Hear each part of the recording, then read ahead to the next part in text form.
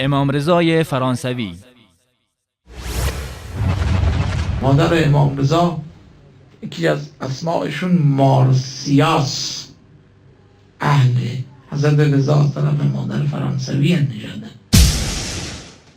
حضرت رضا از طرف مادر فرانسوی نژادن، اهل مارسی شهر فرانسه است. نژادن فرانسوی امام از طرف مادر. بینندگان گرامی، این آخوندها که خود را تابع 12 امام می‌دانند، اسامی مادران ائمه خود را نمی‌دانند و احیانا در کتب شیعه برای نام مادر یک امام چندین اسم از چندین مکان یاد می شود که همه با هم تعارض دارند و قابل جمع نیستند. مثلا در مورد امام رضا این آخوند میگوید مادر ایشان یکی از اسمهایش مارسیاست و اهل فرانسه هستند. برخی میگویند اسمش خیزران است و آفریقایی است. برخی دیگر میگویند اسمش نجمه است و کنیزی آفریقایی بوده. برخی میگویند اسمش اروا بوده. برخی اسم سمانه را برای ایشان ذکر میکنند.